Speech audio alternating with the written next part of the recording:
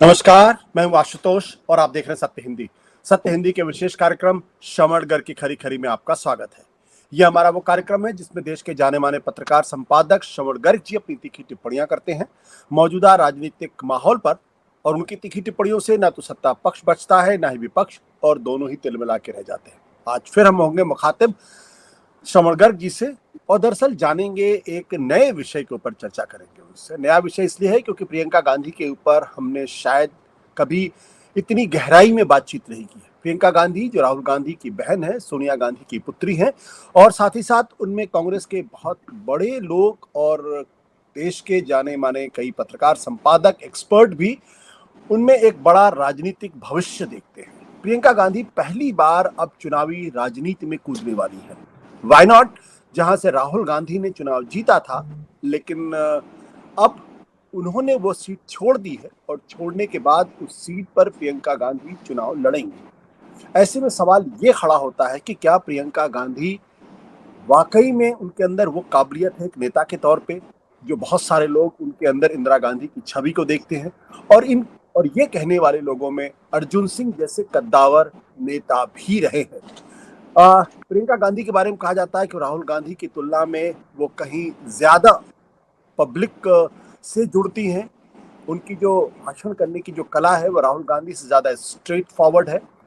जनता से जुड़ने का उनके अंदर एक मादा दिखाई पड़ता है।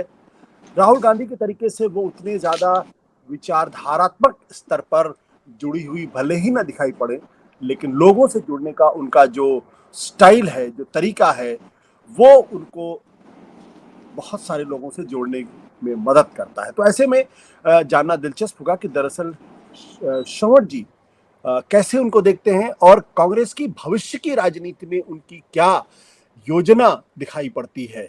क्या वाकई में वो उतनी बड़ी नेता बनने की काबिलियत रखती जितना उनके बारे में कहा जाता है, या फिर कुछ और? जी श्रवण जी। देखिए, हम लोगों ने वायनाड पर ध्यान नहीं दिया। अगर प्रियंका गांधी उत्तर प्रदेश से लड़ रही होती अभी, तो बहुत सारे बुलडोजर वहां सड़क पर होते और योगी जी उसको प्रतिष्ठा का मुद्दा बना लेते कि प्रियंका गांधी को हरा कर रहना है। जैसा कि उन्होंने अभी चला रखा है, जो 9 विधानसभा सीटों के लिए चुनाव हो रहे हैं, उन्होंने प्रतिष्ठा का मुद्दा बना रखा है कि वो जीतना ही किसी भी तरह से। और आपने देखा कि बहराइच के मामले में तो वो सुप्रीम कोर्ट वगैरह क्या होता है वगैरह टाइप चल रहा है, वहाँ बुलडोजर का पूरा उपयोग करने की तैयारी है।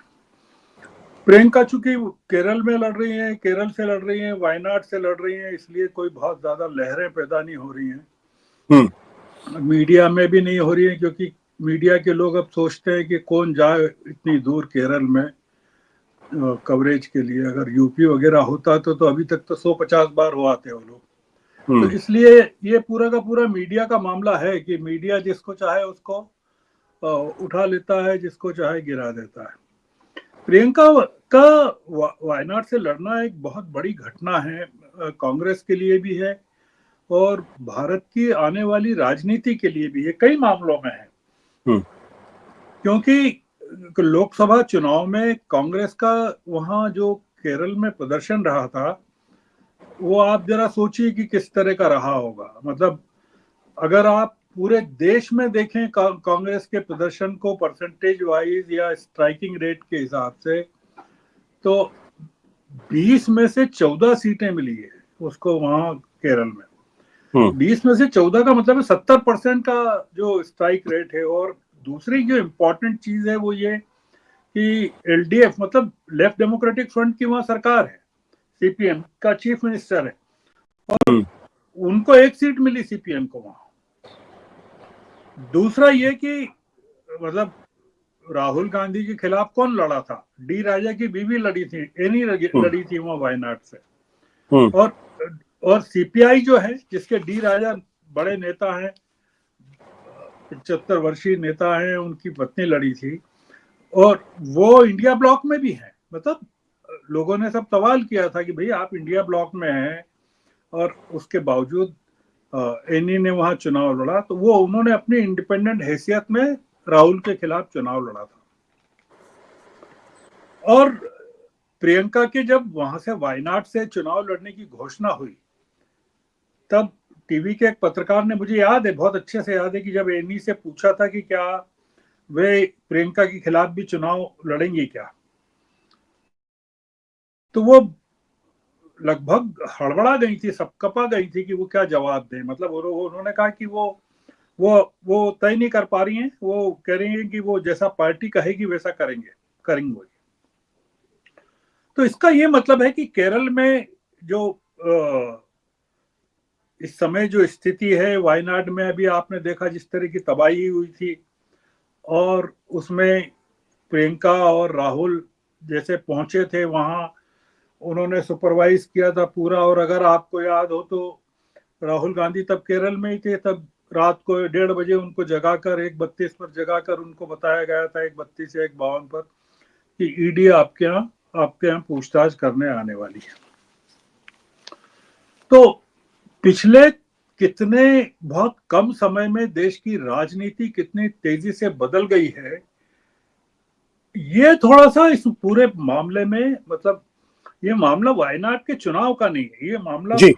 बहुत बड़ा मामला इस माने में है कि केरल में वामपंथी सरकार बनी हुई है 2 बार से, और 2026 में चुनाव है वहां। मतलब ये 2024 का साल तो खत्म ही मान लीजिए आप, तो 2026 में वहां चुनाव है, केरल विधानसभा के चुनाव है। अब वहां जो स्थिति है, वो स्थिति यह है कि वहां कांग्रेस का कौन नेता है, अभी वहां बहुत हड़बड़ाहट है। मतलब जो पिछला चुनाव लड़ा था वो रमेश चेन्नीथाला के नेतृत्व में लड़ा गया था। आपने देखा कि महाराष्ट्र में अभी जो पूरी की पूरी एक्सरसाइज चल रही है, उसमें बहुत सारे जो लोग हैं, उसमें केरल के हमारे वेणुगोपाल भी हैं।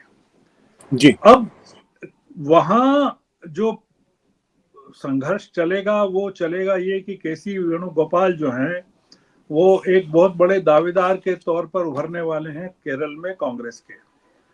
और कांग्रेस में से वो वहां केरल की कांग्रेस से कटे हुए हैं। मतलब वो पूरी की पूरी अपनी राजनीति वो करते हैं। आपने देखा कि राहुल के पीछे पीछे लगे रहते हैं हर जगह।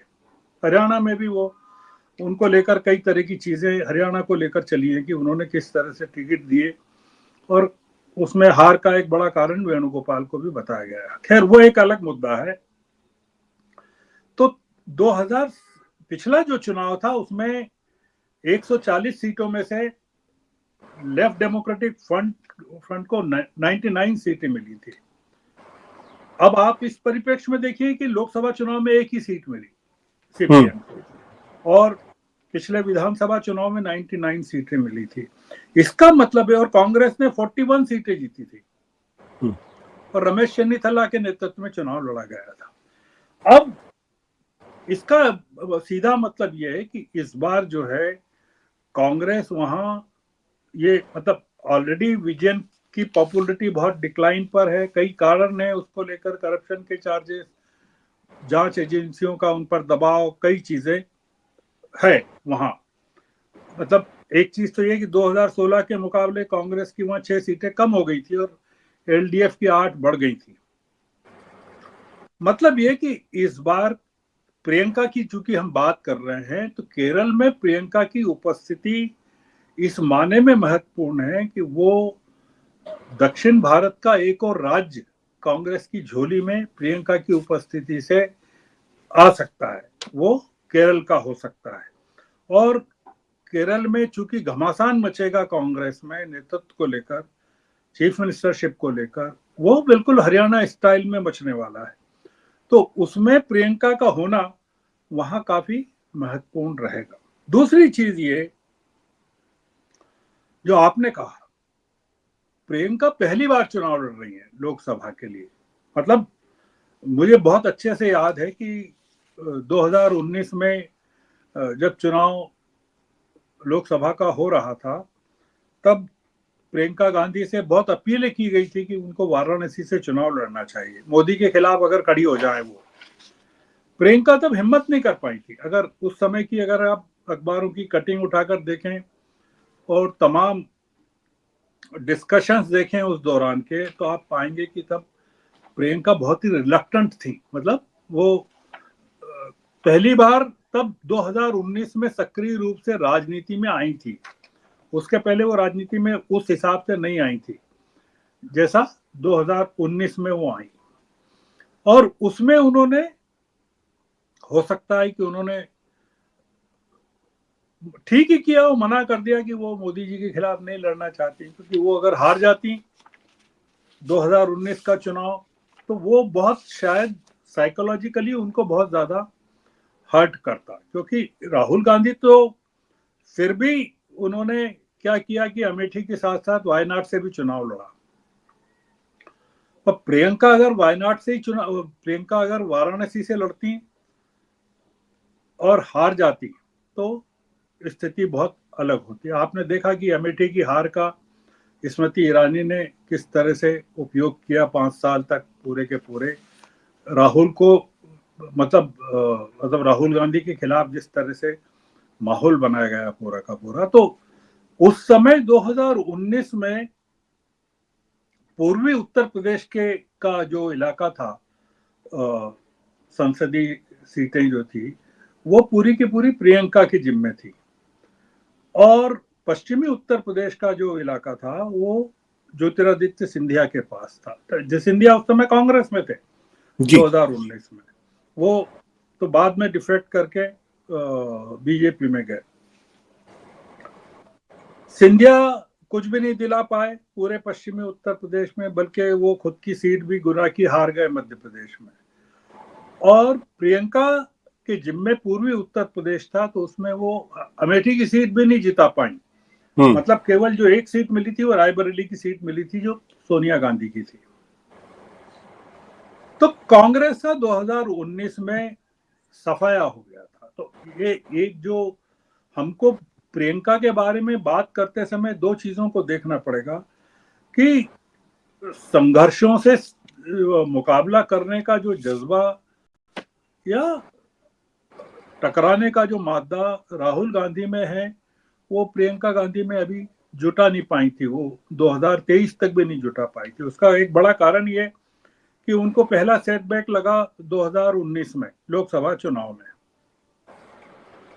दूसरा जो सेटबैक लगा उनको वो 2023 के विधानसभा चुनाव में लगा। वो ये लगा कि प्रियंका गांधी ने जबरदस्त तरीके से प्रचार किया था। अगर आपको याद हो तो मध्य प्रदेश में, राजस्थान में, कुछ हद तक छत्तीसगढ़ में भी। और 2023 के जो नतीजे हैं वो आपने भी देखा, हमने भी देखा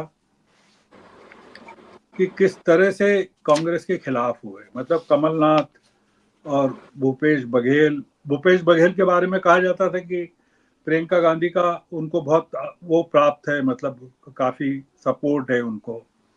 और यहाँ पर उसी दौरान ये चल रहा था सचिन पायलट का और गहलोत साहब का पूरा का पूरा। तो सचिन पायलट को रोकने में जो भूमिका रही थी उस समय, अगर आप स्मरण करें तो पूरी की पूरी सचिन को रोकने में वो प्रियंका की भूमिका रही थी।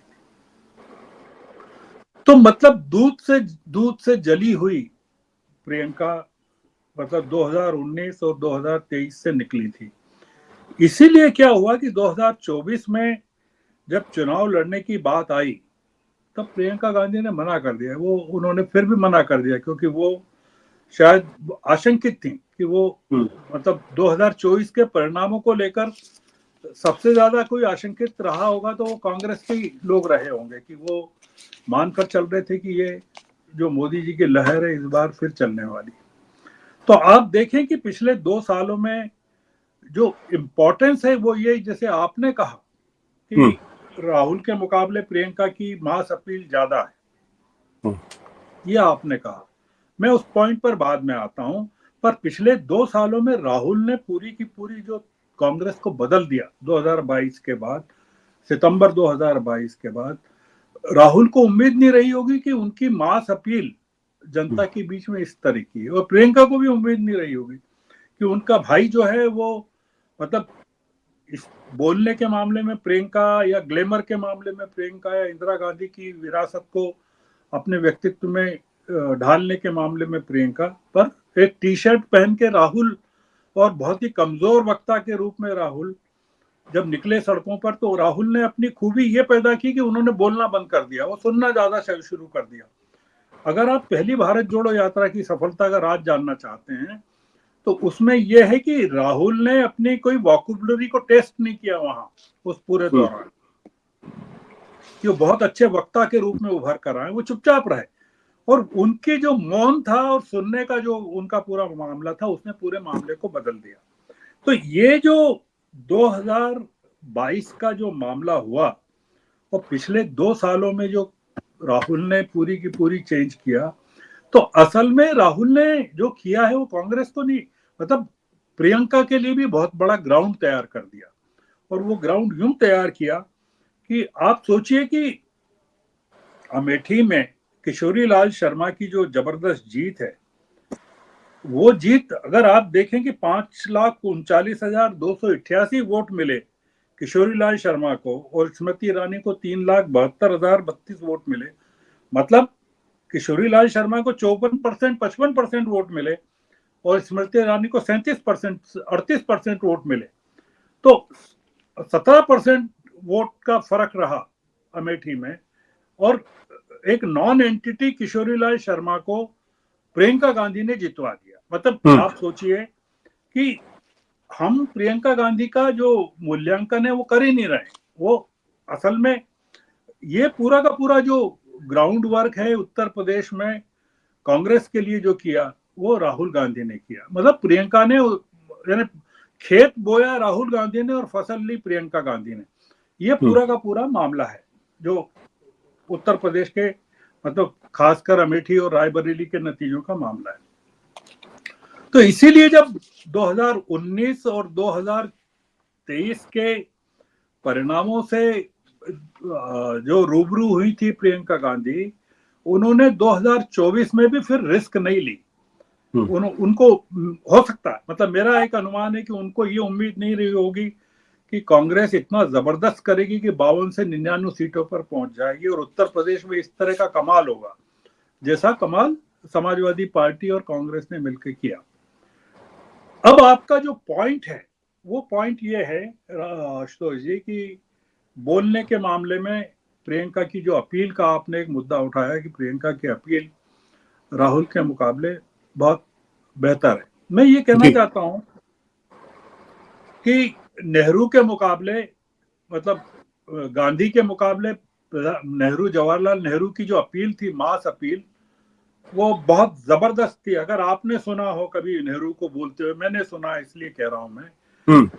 पर गांधी जी का जो पेनिट्रेशन था लोगों के दिलों में वो अद्भुत था।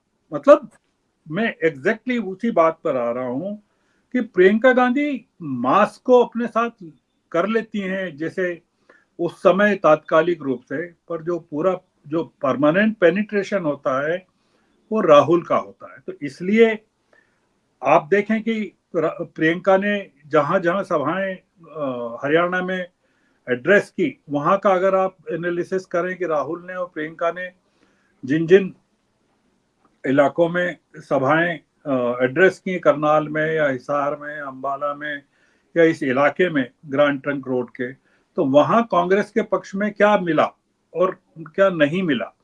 तो ये एक एनालिसिस अभी उस हिसाब से होना बाकी है। तो प्रियंका राहुल से बेहतर बोलती हैं, इसमें कोई शक नहीं। पर जो राहुल की जो मास अपील उन्होंने पिछले 2 सालों में अपने सिंप्लिसिटी से या अपने एटीट्यूड से या अपने व्यवहार से या अपना प्रेजेंटेशन से वो की है, वो एक अलग किस्म की है। और प्रियंका ने किया है वो एक राहुल, इंदिरा गांधी का जो ओजस है उनके साथ, बोलने की जो स्टाइल है, वो तमाम चीजें उनके साथ है। अगर इंदिरा जी को जिन लोगों ने सुना है, मैंने सुना है, तो मैं बता सकता हूं कि हाँ बिल्कुल वो उनको कॉपी करती है। प्रियंका गांधी का संसद में होना बहुत जरूरी है। मैं इसलिए कह रहा हूं, आखिरी पॉइंट पे आ रहा हूं, वो इसलिए जरूरी है कि इस समय सरकार चारों तरफ से घिरी हुई है और संसद में जब वो पहुंचेंगी तब संसद का शीतकालीन सत्र जो है वो शायद चलने वाला होगा उस समय। और झारखंड और महाराष्ट्र के नतीजे आ चुके होंगे, मतलब हरियाणा, जम्मू कश्मीर, झारखंड और महाराष्ट्र के नतीजे आ चुके होंगे जी। और इस समय जैसी सरकार घिरी हुई है पूरे के पूरे चारों तरफ से, मतलब जो अभी जो कनाडा को लेकर चल रहा है और जो आपने देखा होगा कि विकास यादव नाम के प्राणी को लेकर जो पूरा का पूरा एपिसोड अब चल रहा है और उसमें सरकार को जो जवाब देना, सरकार के पास लोकसभा में बोलने के लिए कोई नहीं है। मतलब अगर एक आदमी का नाम ले तो निशिकांत दुबे हैं जो गोड्डा के सांसद हैं, झारखंड, मूलतः भागलपुर के, तो वो डिफेंड करते हैं, मतलब वायलेंटली डिफेंड करते हैं बीजेपी को। उसके अलावा उनके पास कोई नहीं। अमित शाह हैं, राजनाथ सिंह हैं, गिरिराज किशोर हैं, इस तरह के लोग। तो ऐसी स्थिति में प्रियंका गांधी अगर वहां हैं तो राहुल गांधी को एक बहुत बड़ा मॉरल सपोर्ट मिलेगा, क्योंकि गोगोई भी हैं बोलने वालों में, कांग्रेस के पास एक बैटरी है पूरे बोलने वालों की। तो राहुल गांधी आप पाएंगे, हो सकता है, मेरा एक एजम्पशन है कि राहुल गांधी संसद से अपने आप को आजाद कर ले प्रियंका की उपस्थिति के बाद, और एक नए किस्म का राहुल गांधी का स्वरूप आपको सड़कों पर देखने को मिले, जो पूरे के पूरे कांग्रेस को रीऑर्गेनाइजेशन की तरफ ले जाए या नई कांग्रेस खड़ी करने की तरफ जो बात चल रही। इस लिहाज से मैं देख रहा हूं कि प्रियंका गांधी का पहुंचना, सोनिया गांधी का राज्यसभा में पहुंच जाना और एक नई कांग्रेस के जन्म की तैयारी, और हरियाणा के चुनाव से झुलसी हुई कांग्रेस अब नए सिरे से किस तरह से अपने आप को ऑर्गेनाइज करना चाहती है, उस सब के परिप्रेक्ष्य में मैं प्रियंका गांधी के चुनाव को बहुत इंपॉर्टेंट मानता हूं। और हो सकता है वायनाड का जो चुनाव है प्रियंका गांधी का बहुत इंपॉर्टेंट कांग्रेस के लिए, केरल के चुनाव के हिसाब से भी, दक्षिण भारत के हिसाब से भी, दक्षिण भारत में जो कांग्रेस की पकड़ बनी है उसके हिसाब से भी बहुत इंपॉर्टेंट होगा। अगर राहुल गांधी उत्तर भारत को संभाल लेते हैं और प्रियंका दक्षिण भारत को संभाल लेती हैं, हो सकता है आने वाले समय में हमको एक नई कांग्रेस, बहुत महत्वपूर्ण कांग्रेस और बड़ी जबरदस्त कांग्रेस देखने को मिले। जी, आज की चर्चा बस इसी नोट के साथ। जी, thank you sir, thank you.